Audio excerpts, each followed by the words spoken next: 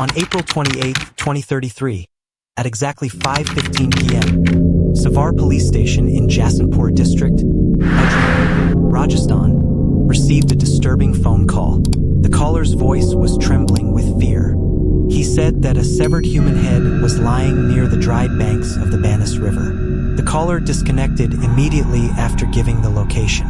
SHO Surinder Singh, known for his strict and disciplined approach, immediately mobilized his team. Police vehicles rushed to the spot. When they reached the location, they found that the Banas River had completely dried up. Near pillar number 11 on the riverbank, a severed human head lay on cracked, dry soil. The head was badly burned. The face was charred beyond recognition, clearly an attempt to hide the victim's identity. Near the head, police found a sack and a plastic bag sealed with thick industrial glue. The biggest question immediately arose: where was the rest of the body? SHO Surinder Singh ordered a full search of the surrounding area. Police spread out in all directions. Around 2 kilometers away, they discovered several blood-soaked items scattered across the ground. These included a full-sleeve shirt, a plastic table cover, and 2 plastic knee guards. All these items suggested that the murder was not accidental. It was planned and executed with extreme brutality. While this search was ongoing, another message crackled over the wireless radio. A servant named Nai, working near Bajrang's property, had noticed a strong, unbearable smell coming from a nearby well. Police rushed to the location.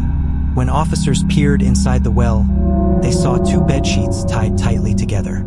As they pulled the bundle out, even seasoned policemen struggled to control their nausea. Inside was a naked male torso. The body was badly burned, mutilated, and cut at several places. The intestines were exposed, and the head was missing. The stench was so powerful that several officers and locals began vomiting. It was a horrifying sight. Since the body was unrecognizable and no identification was possible at that time, police followed protocol. The torso was cremated with due process, but all surrounding evidence was carefully preserved and sent to the evidence room. One crucial detail stood out during examination of the severed head found earlier. Beneath the left eye, embedded in the facial bone, was a steel rod. The victim had once undergone facial surgery. This single detail would later become the turning point of the entire investigation. Around 120 kilometers away from Jasunpura lies Kishangar, Asia's largest marble market. Here lived Bhavani Shankar Sharma, a well-known marble merchant and a wealthy businessman. Bhavani lived with his wife, Nidhi Sharma, and their 2 children. Recently, Nidhi had given birth to their second child, and from the outside, their family appeared happy. However, behind closed doors, their marriage was troubled. Bhavani lived separately from his parents, but Nidhi often accused him of being overly attached to them. Whenever Bhavani visited his parents, arguments erupted at home. Nidhi would complain, question his loyalty, and accuse him of prioritizing his parents over her. Despite constant fights, there was still love between them. Bhavani endured the conflict silently, but sadness was always visible in his eyes. He wasn't living his life, he was merely surviving it. On April 25, 2023, Bhavani visited his parents for what would unknowingly be the last time. After reaching their house, he called Nidhi. That was the last call anyone ever received from him. Days passed. Bhavani did not return home. He didn't call his parents. He stopped going to his office. This behavior was completely out of character. Durga Prasad, Bhavani's father, grew increasingly worried. He called Nidhi and asked about his son's whereabouts. Her response was cold and dismissive. She told him that if he was so concerned, he should come to Gurum, but he should not expect hospitality from her. Durga Prasad contacted relatives, friends, and business associates. Everyone searched for Bhavani, but no one knew anything. Nidhi, however, knew exactly where Bhavani was, but she remained silent. One morning, Durga Prasad sat down with a cup of tea and unfolded the newspaper. As soon as he read the front page headline, the cup slipped from his hand. His legs trembled. He clutched his chest and collapsed onto a chair. The news described a burned and severed head found near the Banas River, with a steel wire attached beneath the left eye and a red thread tied on the right wrist. Durga Prasad knew immediately. His son Bhavani had undergone facial surgery years earlier and fractured his cheekbone. A steel wire had been inserted under his left eye. He called his sons, son-in-law and daughter-in-law Nidhi Sharma. Before leaving the house, Nidhi locked every room and took all the keys with her. At Savar police station, Durga Prasad informed SHO Surinder Singh that his son Bhavani had been missing for 8 days. The police explained that the unidentified body had already been cremated, but all evidence remained preserved. When police displayed the recovered clothes and bags, Nidhi suddenly broke down. Until that moment, she had appeared calm and emotionless. Now her hands trembled, tears streamed down her face, and she began screaming uncontrollably. She identified the shirt and bags as belonging to Bhavani. Still, SHO Surinder Singh remained cautious. Emotional reactions alone were not proof.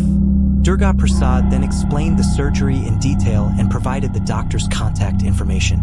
Police contacted the surgeon, Dr. Shiv Shankar, who confirmed that only 3 such surgeries involving that specific steel wire had been performed.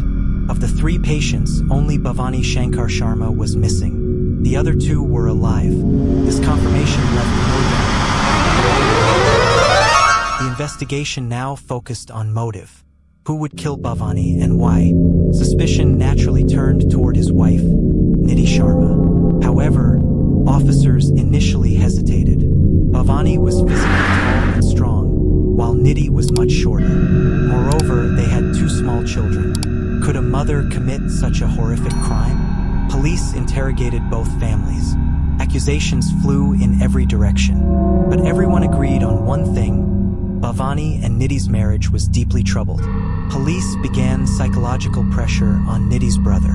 He broke down. Seeing her brother's condition, Nidhi finally spoke. She asked for water, both for the SHO and herself. Then she confessed. Nidhi Sharma admitted to murdering her husband. She claimed she suspected Bhavani of having affairs and visiting nightclubs in Delhi and Mumbai. Though she had no proof, jealousy consumed her. She also believed Bhavani loved his parents more and feared he would transfer his wealth and business to them. Driven by suspicion, greed, and resentment, Nidhi planned Bhavani's murder. She involved Bhavani's driver, Ashok Vishnam. She lured him by promising to forgive his additional money on April 26, 2023, between 7 o'clock and 7:30 p.m. Nidhi mixed sleeping pills into Bhavani's juice. Once he became unconscious, she called Ashok to the house. Ashok arrived carrying an axe.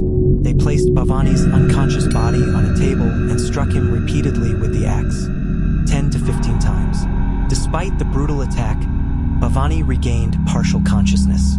His neck was still attached. Nidhi then took a knife and slowly slit her husband's neck, separating the head from the torso. Blood burst out violently. She collected the blood in a plastic jerry can. They tried burning the body that night but failed. Nidhi then burned Bhavani's severed head on a gas stove until it was completely charred and unrecognizable. They removed his clothes, packed the head, body, and belongings into the car, and drove toward the Banas River. Spotting a police vehicle, they panicked. They dumped the torso into a well, threw the head and clothes nearby, and buried the blood-filled can in Hatundi. Police recovered the murder weapon and later found Bhavani's diary at his house. Bhavani was in the habit of writing daily. The diary revealed Nidhi repeatedly threatened divorce, blackmailed him, isolated his children, and even poisoned his food. Despite knowing the danger, he endured everything for his children. The diary became decisive evidence in court. Nidhi Sharma and Ashok Vishnam were convicted and sentenced to life imprisonment. This was not just a murder, it was betrayal, greed, and cruelty hidden behind marriage.